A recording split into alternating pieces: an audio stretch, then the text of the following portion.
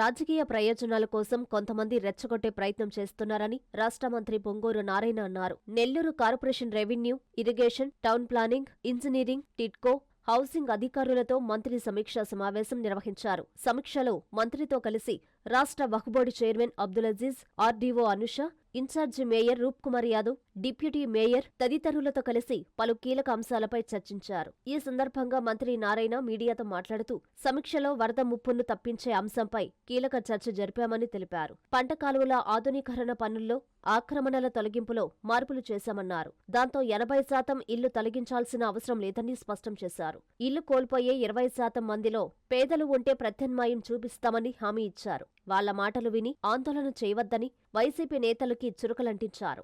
ఏ ఒక్కరికీ అన్యాయం జరగకుండా చూస్తామని భరోసా కల్పించారు. పేదల అభ్యున్నతి చూడాలన్నదే నా అంతిమ లక్ష్యమని నారాయణ వెల్లడించారు. అనంతరం అజీజ్, రూప్ కుమార్ యాదవ్ మాట్లాడారు. అనంతరం 29 మంది లబ్ధిదారులకి సీఎంఆర్ఎఫ్ చెక్కులను మంత్రి అందజేశారు. సీఎంఆర్ఎఫ్ మంజూరుకు సహకరించిన మంత్రి నారాయణకు లబ్ధిదారులు కృతజ్ఞతలు తెలియజేశారు.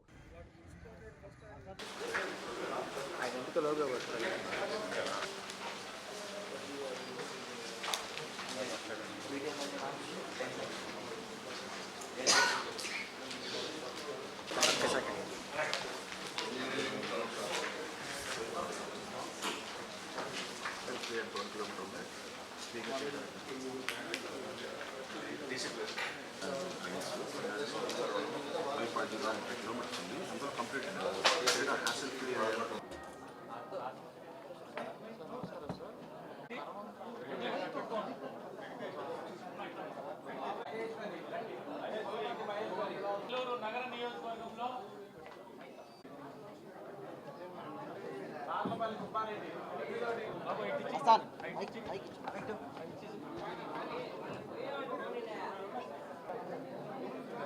శివపార్వతి 10వ డివిజన్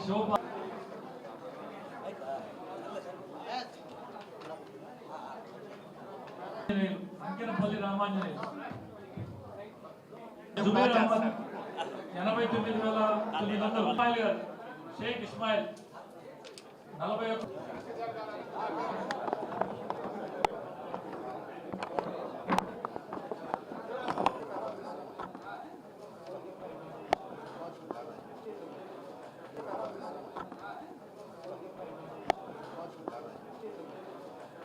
ఈరోజు నెల్లూరులో మున్సిపల్ కార్యాలయంలో అటు అధికారులతోనూ, మేయరు, కార్పొరేటర్లతోనూ, ప్రజాప్రతినిధులతోనూ అనేక విషయాలు డిస్కస్ చేయడం జరిగింది.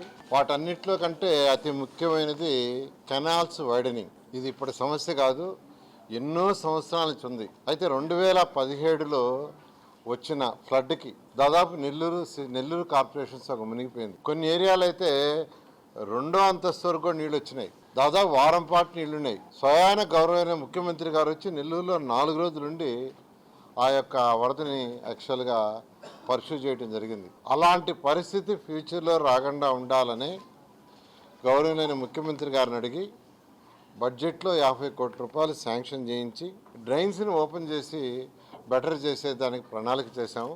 అంటే ఒరిజినల్గా ఆ కెనాల్ వచ్చి 50 అడుగులు, 60 అడుగులు, 40 అడుగులు ఉన్నాయి. అవన్నీ ఇప్పుడు 2 అడుగులు, 1 అడుగు ఉంది, కొన్ని 10 అడుగులు. ఇవన్నీ కూడా ప్రజలకు ఇబ్బంది లేకుండా వైడెన్ చేయాలని నిర్ణయించాము. దాని మీద అధికారులతో యాక్చువల్గా అటు రెవెన్యూ వాళ్ళు, ఇరిగేషన్ వాళ్ళు, మున్సిపల్ శాఖ ముగ్గురు కలిసి సర్వే చేస్తే మొత్తం 11 కెనాల్స్. ఈ 11 కెనాల్స్లో 737 హౌసెస్ కొద్దిగా ఎఫెక్ట్ అవుతాయి. అంటే వాళ్ళ ప్రహరీ గోడ కావచ్చు, లాంటి వాళ్ళ బాత్రూమ్ కావచ్చు. 737 పార్షియల్గా, 266 కొద్దిగా ఎక్కువ ఎఫెక్ట్ ఇస్తాయి. అయితే ఈరోజు మళ్ళీ నేను యాక్చువల్గా ఇరిగేషన్ డిపార్ట్మెంట్ని, మున్సిపల్ శాఖ, రెవెన్యూ ముగ్గురిని కూర్చొని ఆ శాటిలైట్ మ్యాప్లన్నీ తెచ్చి చాలా డీటెయిల్గా డిస్కస్ చేసాం. డిస్కస్ చేసిన తర్వాత ఇన్ని హౌసెస్ కూడా ఎఫెక్ట్ కాకుండా ఏం చేయాలని వాళ్ళతో మాట్లాడితే దాని మీద ఒక సొల్యూషన్కి వచ్చాం. అదేంటంటే ఈరోజు ఏదైతే 11 కెనాల్స్, ఏదైతే డ్రైన్ కెనాల్స్ ఓపెన్ చేయదలుచుకున్నామో, ప్రాపర్గా అంటే 2 పక్కల కాంక్రీట్ వాల్ కట్టి పైన స్లాబ్ వేయటం. ఎందుకంటే నెల్లూరులో అండర్ గ్రౌండ్ డ్రైనేజ్ చేస్తున్నాం, దోమలు రాకుండా. అది చేసి ఈ కెనాల్స్ ఓపెన్గా ఉంటే మళ్ళీ దోమలు వస్తాయి. నిజంగా దోమలు లేని నగరం చేయాలంటే ఎక్కడ ఓపెనింగ్ ఉండకూడదు. అది చేయటం కోసం రెండు పక్కల కాంక్రీట్ వాళ్ళు పైన స్లాబ్. అయితే ఇవి కన్స్ట్రక్ట్ చేసేటప్పుడు కొన్ని దగ్గర కెనాల్ 2 మీటర్లు ఉంది, కొన్ని దగ్గర 3.5 మీటర్లు, కొన్ని దగ్గర 5 మీటర్లు, ఒక్క దగ్గర 7 మీటర్లు. అయితే ఆ వర్క్ చేయడానికి లెఫ్ట్ సైడ్ రైట్ సైడ్ రెండు పక్కల 1.75 మీటర్ కావాలని ఇరిగేషన్ వాళ్ళు అడిగారు. రెండు పక్కల 1.75 మీటర్ తీసుకుంటే వాళ్ళు చెప్పిన 737 హౌసెస్ ఎఫెక్ట్ ఇస్తాయి, 266 ఎక్కువ ఎఫెక్ట్ ఇస్తాయి. అదే ఒక పక్కే 1.75 తీసుకొని రెండో పక్క తీసుకోకుండా తగ్గించేసి సెంటర్ ఇచ్చేస్తే దాదాపు ఇన్ని హౌసెస్ ఎఫెక్ట్ కావు. దీంట్లో 4వ వంతు కూడా కావు. ఇవాళ చేసిన ప్రకారం చేస్తే రామిరెడ్డి కెనాలు, ఎర్రి కెనాలు, రేవలపాటి కెనాలు పార్ట్ 1, అట్నే వెంగన్న కెనాలు, లో లెవెల్ స్వీస్ టు గచ్చు కాలువ ఏదైతే 5 ఉన్నాయో 11లో 5 అయితే ఒక్కటి కూడా ఎఫెక్ట్ కావట్లా. 11 కెనాల్స్లో ఈ 5 కెనాల్స్లో ప్రస్తుతం ఈరోజు తీసుకున్న డెసిషన్ ప్రకారం అంటే రెండు పక్కల 1.75 వర్క్ చేయడానికి కావాలన్నారు. అలా వద్దు, కెనాల్ని కొద్దిగా జరపండి, ఒక పక్కే 1.75 పెట్టుకోండి అని ఎందుకు చేయలేరని అడిగాను. దానివల్ల కొద్దిగా ఇబ్బంది అవుతుందన్నారు. కొద్దిగా ఇబ్బంది అయినా, పని చేయడానికి కొంత ఇబ్బంది అయినా ప్రజలు ఇబ్బంది పడకూడదనే దాంతో 1.75 తగ్గించాం. తగ్గించి మళ్ళా అటు ఇరిగేషన్ వాళ్ళని, మున్సిపల్ శాఖని, రెవెన్యూ వాళ్ళని మళ్ళా సర్వే చేయమన్నాను. మళ్ళా సర్వే చేస్తారు. మొత్తం 11 కెనాల్స్లో ఈ 5 కెనాల్స్లో అయితే ఇంకా ఏ ఒక్క ఇల్లు కూడా పోవట్లా. అందువల్ల ఇవి స్టార్ట్ చేస్తున్నాం. మిగతా 6 కెనాల్స్ కూడా మళ్ళీ రీసర్వే చేసి రీమార్క్ చేస్తారు. ఇప్పుడు ఏదైతే మార్చేశారో దాన్ని రీమార్క్ చేస్తారు. ఆ విధంగా నేను ఒకటే చెప్తున్నాను, ఏ పేదవాడిని కూడా ఇబ్బంది పెట్టను, ఏ పేదవాడిని కూడా ఇబ్బంది పెట్టేది ఉండదు. ఎవరికన్నా ఇబ్బంది జరిగితే వాడికి టిట్కో హౌసెస్ కానీ లేదా స్థలం ఇచ్చి 2,50,000 గవర్నమెంట్ నుంచి హౌస్ కట్టుకోవటానికి కానీ శాంక్షన్ చేస్తామని మీ అందరికీ తెలియజేస్తూ, నెల్లూరు కార్పొరేషన్లు ఎవరైతే ఉండారో వాళ్ళందరికీ చెప్తున్నాను, కొందరు రెచ్చగొడతారు వాళ్ళ స్వార్థం కోసం. నెల్లూరులో 8 లక్షల మంది ప్రజలు ఉన్నారు. ఫ్లడ్ వస్తే ఎలా ఇబ్బంది పడకుండా చేయాలని ఆలోచన లేదు.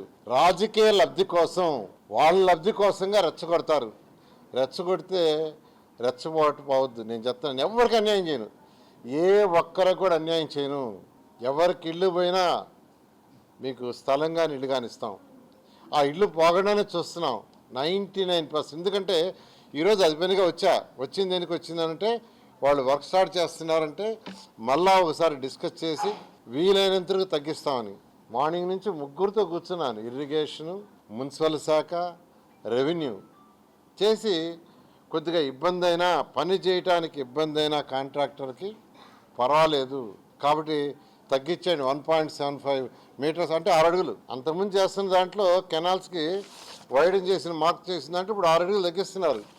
6 అడుగులు తగ్గిస్తే ఆల్మోస్ట్ ఇప్పుడు పోయే వాటిలో 10% కూడా బాగుంది నాకు తెలిసి. అంతేకాకుండా ఎక్కడన్నా రోడ్డు ఉంటే 2 దగ్గరలో 3 దగ్గరలో రోడ్డు ఉంది, రోడ్డుని కట్ చేసి దాని కింద వేసేమన్నా డ్రైన్ని రోడ్డు కిందే కట్ చేసి రోడ్డు మళ్ళీ వేసుకుంటాం, రోడ్డుకు డబ్బులు శాంక్షన్ చేస్తానన్నా. ఇలా అన్ని విధాల కేర్ తీసుకుంటున్నాం కాబట్టి వాళ్ళు వీళ్ళు చెప్పే మాటలు నమ్మొద్దని మరొకసారి మీకు అందరికీ తెలియజేస్తున్నాను. అదేవిధంగా ఈరోజు సీఎం రిలీఫ్ ఫండ్ కింద 29 మందికి 22,42,380 రూపాయలకి చెక్స్ రిలీజ్ చేయడం జరిగింది. ఇంతవరకు నెల్లూరు సిటీలో 292 మందికి సీఎం రిలీఫ్ ఫండ్ ఇచ్చాను. అది 3,02,12,703 రూపాయలు. వాళ్ళందరి తరఫున ఈ 292 మంది తరఫున గౌరవనీయ ముఖ్యమంత్రి గారికి ఇది సిటీకి రిలీజ్ చేసినందుకు ప్రత్యేకంగా ధన్యవాదాలు తెలియజేస్తున్నాను.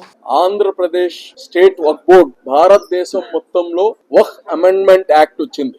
ఆ వక్ఫ్ అమెండ్మెంట్ యాక్ట్ వచ్చిన తర్వాత వక్ఫ్ ప్రాపర్టీస్ అన్ని డిజిటలైజ్ చెయ్యాలి అనేది కేంద్ర ప్రభుత్వం దాన్ని ఒక నామ్ చేశారు. అంటే ప్రతిదీ ఒక పోర్టల్లో ఉండాలి. ఈ వక్ఫ్ ఆస్తులు అనేది దేవుని యొక్క ఆస్తులు అన్ని గాని ఒక దగ్గరనే డిజిటలైజ్ అయ్యి దాని కొలతలు కావచ్చు, జియో ట్యాగింగ్ కావచ్చు, ఎక్కడ ఆస్తి ఉంది, దాని స్వరూపం ఏంటి, ఈరోజు ఇవన్నీ కోఆర్డినేట్స్తో పాటు జియో కోఆర్డినేట్స్తో పాటు మీరు ఆన్లైన్ చేసి అప్లోడ్ చేయండి అని చెప్పడం జరిగింది. అయితే దానికి డిసెంబర్ 6వ తారీఖు దాకా సమయం ఇచ్చారు. ఈ డిసెంబర్ 6 తర్వాత ఆ పోర్టల్ ఆగిపోయింది. సో ఈ డిసెంబర్ 6 లోపల ఎవరైతే అప్లోడ్ చేశారో అవి మాత్రమే వక్ఫ్ కింద పరిగణంలోకి తీసుకొని వస్తామని చెప్పడం జరిగింది. అయితే భారతదేశంలోనే ఈ యొక్క వక్ఫ్ చట్టం వచ్చిన తర్వాత చాలా ఆందోళనకరమైన పరిస్థితి ఉండింది. ఆస్తులు పోతాయి, మన ఆస్తులన్నీ తీసేసుకుంటారు అని చెప్పారు. ఉదాహరణకి ఆంధ్రప్రదేశ్ వక్ఫ్ బోర్డ్ ఈ యొక్క చట్టం రాకముందు డిజిటలైజ్ చెయ్యండి అని చెప్పక ముందు మా దగ్గర 3790 ఇన్స్టిట్యూషన్స్ డిజిటలైజ్ అయి ఉన్నాయి. అంటే మన దగ్గర నమోదయి ఉంది వక్ఫ్ బోర్డులో. అవి వచ్చి 65,000 ఎకరాలు. అయితే ఈ డిజిటలైజ్ చేసిన తర్వాత అందరికీ అపోహ ఏముంది, మా భూములన్నీ తీసేసుకుంటారు, మా భూములన్నీ అన్యాక్రాంతం అయిపోతాయి అనే భావన నుంచి ఈ రోజు మేము డిజిటలైజ్ చేస్తే 5028 ఇన్స్టిట్యూషన్స్, ఇంతకుముందు 3790 ఇన్స్టిట్యూషన్స్ నమోదై ఉన్నాయి. ఇప్పుడు 5028 ఇన్స్టిట్యూషన్స్ నమోదయ్యాయి. టోటల్ ఏకర్స్ వచ్చి గతంలో 65,000 ఎకరాలు ఉండింది, ఇప్పుడు 81,402 ఎకరాలు ఈరోజు డిజిటలైజ్ చేయడం జరిగింది. అంటే దాదాపు 16,000 ఎకరాలు అధికంగా ఈరోజు మేము డిజిటలైజ్ చేయడం జరిగింది. అంటే అపోహలు ఎప్పుడు ఇట్నే ఉంటాయి. ఏది గాని చేసే వాళ్ళకి చిత్తశుద్ధి ఉంటే ఈరోజు ముఖ్యమంత్రి నారా చంద్రబాబు నాయుడు గారు ఒక్క అంగుళం వక్ఫ్ భూమి గాని అన్యాకాంతం కానివ్వము. నాకు ఈ వక్ఫ్ బోర్డ్ చైర్మన్ గా చేసినప్పుడు ఒకే మాట చెప్పారు, అజీజ్ ఇది దేవుని ఆస్తులు, ఎలాగైతే తిరుమల తిరుపతి దేవస్థానం ఆస్తులు మేము అందరం కాపాడుతున్నామో మీ స్థలాల్ని కాపాడాల్సిన బాధ్యత నీది అని కానీ చెప్పడం జరిగింది. ఈరోజు ఈ 81,402 అంటే దాదాపు 16,000 ఎకరాలు అధికంగా ఎందుకు వచ్చాయి? గతంలో డిజిటలైజ్ అవ్వలేదు. గతంలో చాలా మంది ఈ ఆస్తులన్నీ కొంతమంది పీఠాధిపతుల చేతిలో ఉంటాయి కాబట్టి ఈ ఆస్తుల్ని నమోదు చేస్తే మాకు కాకుండా పోతాయా అనే ఒక అపోహ. ఈరోజు మీ అందరికి చెప్పడం ఏంటంటే డిసెంబర్ 6 అయిపోయింది కదా, డిసెంబర్ 6 తర్వాత పోర్టల్ మూసేశారు కదా, ఈ పోర్టల్ చాలా మంది మేము ఇంకా నమోదు చేయలేదే, ఈ మా ఆస్తులన్నీ పరిస్థితి ఏంది అనే అపోహలో ఉన్నారు. ఆంధ్రప్రదేశ్ వక్ఫ్ బోర్డ్ ట్రైబ్యునల్లో కేసేస్తే 6 నెలలు ఎక్స్టెన్షన్ ఇవ్వడం జరిగింది. భారతదేశంలోనే కొన్ని రాష్ట్రాలు వేస్తే 2 నెలలు 3 నెలలు వచ్చాయి వాళ్ళకి. మనకు 6 నెలల వ్యవధి ట్రైబ్యునల్ ఇవ్వడం జరిగింది. ఈ రోజు నుంచి పోర్టల్ ఓపెన్ అయ్యింది. ఈ ఆంధ్రప్రదేశ్ లో ఇంకా దాదాపు 10,000 ఇన్స్టిట్యూషన్స్, 10,000 మసీదులు, 10,000 దర్గాసు, ఇవన్నీ చాలా మంది ఇంకా సెల్ఫ్ స్టైల్ మేనేజింగ్ కమిటీస్ ఉన్నాయి. వాళ్ళందరూ ఏంటంటే ఈ యొక్క నమోదు చేస్తే మేము ఈరోజు కమిటీలుగా మేమున్నాము, ప్రెసిడెంట్ గా మేమున్నాము, రేపు మేము వక్ఫ్ బోర్డులో నమోదు చేస్తే మా కమిటీల్ని తీసేస్తారు అనే అపోహ ఉంది. దయ ఉంచి అందరూ రాష్ట్రంలో ఉండే ప్రతి మసీదు, ప్రతి దర్గా ఎవరైతే మీరు ఈరోజు మీ యొక్క కంట్రోల్లో ఉందో అవి అన్ని కానీ మీ దగ్గరే ఉంటాయి. ఎవరైతే సెల్ఫ్ స్టైల్ కమిటీలు ఇప్పుడు నడుపుతున్నారో అవి మీ పేర్లే ఉంటాయి. దయచేసి అపోహకు పోవద్దు. కానీ ఈ రోజుల్లో ఇన్ఫ్రాస్ట్రక్చర్ ఇంకొద్దిగా కాంప్లిమెంట్ చేస్తుంది. మంచి వాతావరణం, మంచి క్లాస్ రూమ్స్, మంచి డిజిటల్ ఇది. సో ఇవన్నీ చూసిన తర్వాత నాకు కానీ చిన్న ఆశ వచ్చింది. మాకు కానీ అనేక స్థలాలు ఉన్నాయి. నెల్లూరులో ఒక స్థలం నేను కానీ స్కూల్ కోసం ఇస్తాను. మాకు ఒక CSR ఫండ్ నుంచి మాకు ఒక మంచి స్కూల్ కట్టేయండి, ఆ జెండా వీధి కోటమిట్ట ఆ ప్రాంతంలో మాకు స్థలం ఉంది, ఒక బడికి మీరు సహాయం చేయండి అని అడిగితే తప్పకుండా 10-15 కోట్లు అవుద్ది ఈరోజు మనం చెప్పుకునే స్కూల్స్ కట్టాలంటే. అది ప్రభుత్వం దగ్గర ఈరోజు తెలుసు, మనకు ఆర్థిక పరిస్థితి కొద్దిగా కష్టంగా ఉంది. సో సిఎస్ఆర్ ఫండ్స్ ద్వారా మంత్రి గారు ఒక మంచి స్కూల్ మాకు కట్టడానికి తోడ్పడుతుండడానికి ఆయన ఇన్ ప్రిన్సిపల్ నాకు పర్సనల్గా అగ్రీ చేశారు. అది మీకు చెప్పేస్తున్నా నేను. సో మంత్రి గారు ఈరోజు ఆ స్థలాన్ని కానీ విజిట్ చేస్తా అని చెప్పారు. అది కానీ ఫస్ట్ ఆంధ్రప్రదేశ్లో వక్ఫ్ బోర్డు నుంచి, ఇది ఆంధ్రప్రదేశ్లో వక్ఫ్ బోర్డు నుంచి మొట్టమొదటి స్కూళ్ళు నెల్లూరులో రాబోతుంది. ఎల్కేజీ నుంచి ఇంటర్మీడియట్ దాకా ఒక అద్భుతమైన ఇంటర్నేషనల్ స్టాండర్డ్స్ తో కలిగిన స్కూల్ ని కట్టబోతున్నాను కానీ ఆంధ్రప్రదేశ్ ప్రజలకు తెలియజేస్తున్నాం. తీసుకునేది ఉండదు, మీ యొక్క కంట్రోల్లోనే మీ యొక్క మసీద్ కావచ్చు, మీ దర్గా కావచ్చు, మీ ద్వారానే మీ మేనేజ్మెంట్ లోనే నడుపుతాము. చాలా మంది అపోహతో పడి ఈ యొక్క ఇన్స్టిట్యూషన్స్ ని ఎన్రోల్ చేయట్లేదు. ఈరోజు ఒక వ్యక్తికి ఈరోజు భారతదేశంలో ఆధార్ కార్డు ఎంత ఇంపార్టెంటో, ఒక దైవ సంస్థ ఏదైతే ఉందో ముస్లిం సమాజానికి సంబంధించింది, అది వక్ఫ్ బోర్డులో నమోదు కావాలి. ఆ ఆస్తి ఎంత, దాని కొలతలు ఎంత, దాని యొక్క జియో ట్యాగింగ్ ఉంటే రేపు ఉత్తర ఈ యొక్క ఆస్తి దేవుని ఆస్తి అని గుర్తింపబడద్ది. ఈరోజు ఇది మనకే కాదు, అన్ని మతాలకి. ఈరోజు హిందూ దేవాలయాలు ఉన్నాయి, అన్ని దేవాలయాలు ఎండోమెంట్ లో ఎన్రోల్ అయి ఉంటాయి. ఇది వ్యక్తి ఆస్తులు కాదు. గుళ్ళు కావచ్చు, చర్చిలు కావచ్చు, మసీదులు కావచ్చు, దర్గాలు కావచ్చు, ఇవి వ్యక్తి ఓనర్షిప్ ఉండదు, దేవుని యొక్క ఓనర్షిప్. ఏదైతే దేవుని ఉందో అవి అన్ని గాని ఎన్రోల్ అవ్వాలి వక్ఫ్ బోర్డ్ లో. ఈరోజు వక్ఫ్ బోర్డు ఏం చేసింది, ఈ వక్ఫ్ యాక్ట్ అనేది భారతదేశానికి మొత్తం ఒకే యాక్ట్, భారతదేశానికి మొత్తం. కాబట్టి ఇది నెగిటివ్ గా ఆలోచించాల్సిన అవసరం లే. ఈరోజు మన ముఖ్యమంత్రి ముస్లిం సమాజంకి సంబంధించిన ఏది అన్యాక్రాంతం కాకూడదు అని చెప్తున్నారు. మీకు చాలా మందికి అనేక అపోహలు ఉన్నాయి. ఈరోజు చూస్తారండి, ఎక్కడ గాని ప్రతి ఆస్తిని కాపాడడానికి ఈరోజు ప్రయాసపడుతున్నాము. రాష్ట్ర ప్రభుత్వం గాని కంప్లీట్ గా ముఖ్యమంత్రి గారు వక్ఫ్ ఆస్తుల్ని కాపాడాలనే ఒక ఆలోచనతోనే ఉన్నారు. నేను మళ్ళా ఆంధ్రప్రదేశ్ లో ఉండే ప్రతి మసీదు, దర్గా ఎవరైతే మీరు వక్ఫ్ బోర్డులో నమోదు కాలేదో మీరు నమోదు అవ్వండి. ఈ రోజు నుంచి పోర్టల్ ఆన్ అయింది, ఓపెన్ అయ్యింది. మీకేమైనా దాంట్లో డౌట్స్ ఉంటే వక్ఫ్ బోర్డుకి డైరెక్ట్ గా ఫోన్ చేయొచ్చు, లేదా మీరు అక్కడ సిఇఓ ఉంటారు, వాళ్ళని కలవచ్చు.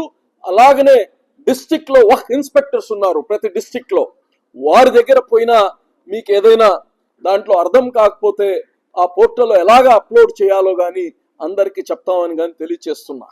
అదే విధంగా ఒక సంవత్సరం అయింది మేము వచ్చి, ఒక బోర్డు ఫామ్ అయ్యి, నూతన బోర్డు ఫామ్ అయ్యి 1 సంవత్సరం అయ్యి. అయితే అన్ఫార్చునేట్ గా ఇవన్నీ వక్ఫ్ బోర్డు అమెండ్మెంట్ రావడం, దీంట్లో అందరూ ఆందోళన పడడం, అందరూ చాలా మంది ఇష్టం వచ్చినట్టు వాళ్ళకి అనుకూలంగా ఉన్నట్టు మాట్లాడుకోవడం.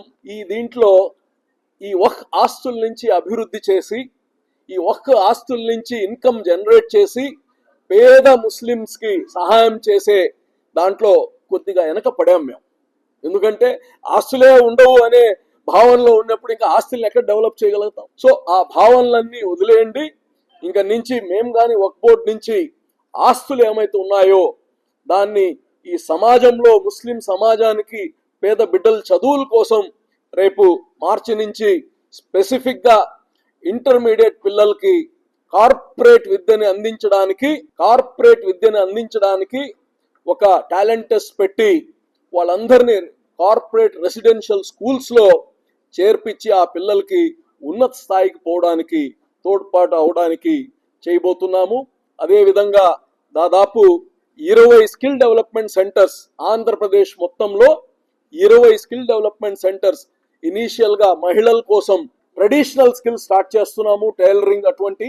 తర్వాత నెక్స్ట్ ఫేజ్ లో డిజిటల్ స్కిల్స్ గాని స్టార్ట్ చేయబోతున్నాము. అదే విధంగా బారాషాహిద్ దర్గా నెల్లూరు రొట్టెల పండుగ ఏదైతే ఉందో అక్కడ కానీ మంత్రి నారాయణ గారి సహకారంతో, అలాగనే ఇక్కడ రూరల్ ఎమ్మెల్యే శ్రీధర్ రెడ్డి గారి సహకారంతో, అలాగనే మా మైనార్టీ మినిస్టర్ ఫారూక్ గారి సహకారంతో చంద్రబాబు గారు ముఖ్యమంత్రి ఉన్నప్పుడు గతంలో ప్రామిస్ చేశారు ఈ బారాషాహిద్ దర్గాకి మంచి అక్కడ ఈద్గా మసీద్ అవన్నీ డెవలప్ చేయడానికి.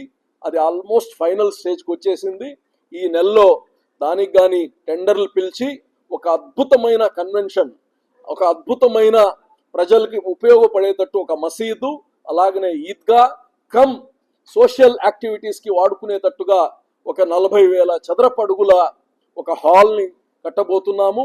రొట్టెల పండగప్పుడు ప్రజలు దాన్ని ఉపయోగించుకునేటట్టు, రొట్టెల పండగ కానప్పుడు దాన్ని వేరే యాక్టివిటీస్కి, సమాజానికి పనికొచ్చే యాక్టివిటీస్ కానీ వాడి దాన్ని ప్రజలకు పనికొచ్చేది. అది కానీ 5 కోట్లు అనుకున్నాము, ఇప్పుడు అది దాదాపు 15 కోట్లు అవుతుంది. అది అయినా ముఖ్యమంత్రి గారిని మళ్ళా రిక్వెస్ట్ చేసి కావాల్సిన నిధులు తెచ్చి దాన్ని ఈ నెల అంటే జనవరి నెలలో అది కానీ టెండర్కి పిలవడం జరుగుతుందని కానీ తెలియచేస్తున్నా. నెల్లూరులో చాలామంది ఇంకా ఏమి స్టార్ట్ చేయలేదన్నారు. కొద్దిగా ఆలస్యమైంది, ఎందుకంటే గతంలో రెగ్యులర్ రేకుల షెడ్ లాగా వేయాలనుకున్నాం.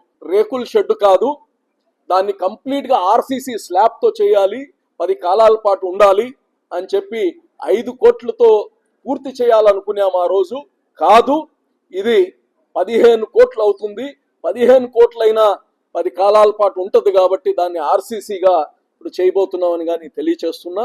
అదేవిధంగా నెల్లూరులో మంత్రి గారు నారాయణ గారు చాలా స్కూల్స్ సిఎస్ఆర్ ఫండ్స్ ద్వారా అద్భుతంగా తయారు చేస్తున్నారు. ఒక ఇంటర్నేషనల్ స్టాండర్డ్ ఆ ఇన్ఫ్రాస్ట్రక్చర్, చదువు ఒకటి, ఇన్ఫ్రాస్ట్రక్చర్ గా ఈరోజు నెల్లూరు నగర నియోజకవర్గానికి సంబంధించి అనేకమైనటువంటి ప్రధాన అంశాల మీద నెల్లూరు నగరం నుంచి ప్రాచుర్యం వహించినటువంటి గౌరవ మంత్రివర్యులు డాక్టర్ పొంగూరు నారాయణ సార్ గారు వివిధ శాఖల అధికారులతో ఇక్కడ సమీక్ష చేయడం జరిగింది. అందులో ప్రధానంగా గతంలో వరదలు వచ్చినప్పుడు నెల్లూరు నగరంలో జరిగినటువంటి ఇబ్బందులు దృష్టిలో పెట్టుకొని భవిష్యత్తులో అటువంటి ఇబ్బందులు రాకూడదని చెప్పి నెల్లూరు నగరం నుంచి ప్రవహిస్తున్నటువంటి ప్రధాన కాలువలు ఏదైతే ఉన్నాయో 12 కాలువలు, వాటన్నిటినీ కూడా పూర్తి స్థాయిలో ఆధునీకరించి ఎక్కడా ఇబ్బంది లేకుండా ఎంత పెద్ద వర్షం వచ్చినా వరదలు వచ్చినా నెల్లూరు నగర ప్రజలకు ఎటువంటి ఇబ్బంది రాకూడదని గౌరవ ముఖ్యమంత్రి గారితో మాట్లాడి ఆర్థిక పరిస్థితి బాగలేకపోయినప్పటికీ 50 కోట్ల రూపాయల నిధులు శాంక్షన్ చేయించి టెండర్ పిలిపించి పనులు ప్రారంభించబోతున్నారు.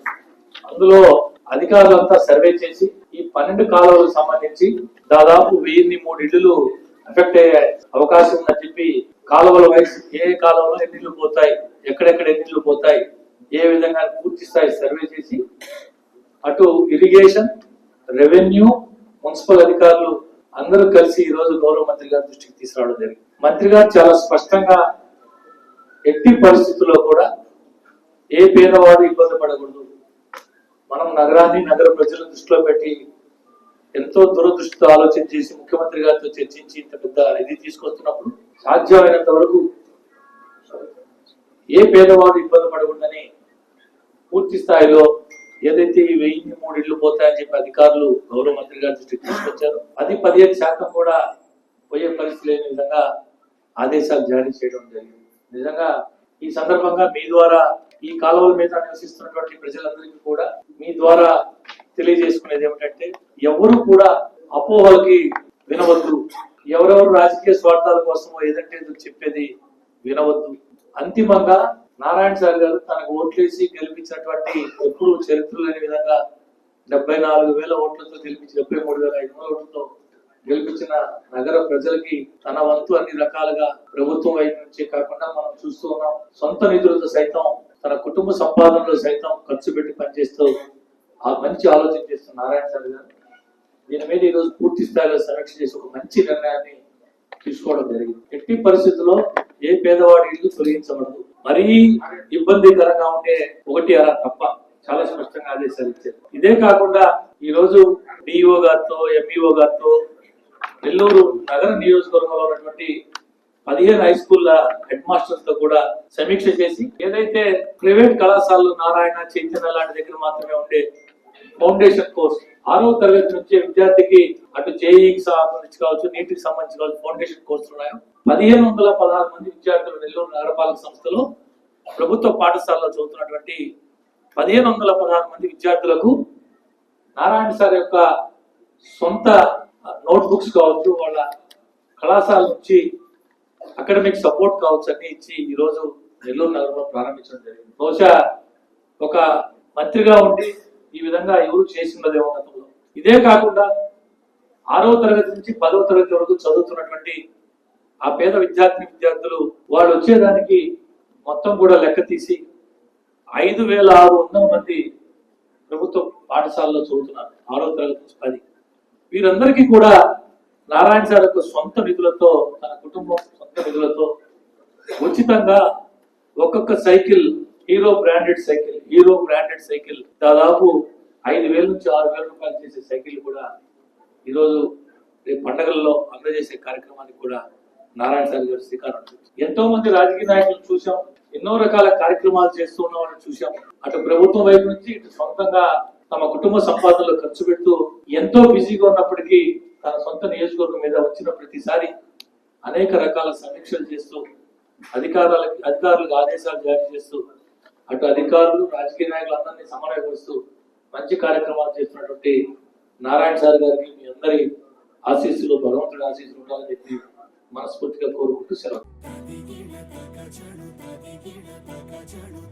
మీ చందన స్వర్ణ మందిర్లో సంక్రాంతి స్వర్ణ సంబరాలు 5,000 రూపాయల బంగారు ఆభరణాల కొనుగోలుపై ఒక గిఫ్ట్ కూపన్ పొందండి. ఒకే కూపన్ పై డైలీ డ్రా లేదా వీక్లీ డ్రా లేదా బంపర్ డ్రా గెలుచుకునే అరుదైన అవకాశం. బంగారు ఆభరణాల తరుగు VA పై 25% ఫ్లాట్ తగ్గింపు. డైమండ్ ఆభరణాల డైమండ్ ధరపై 20% ఆఫ్.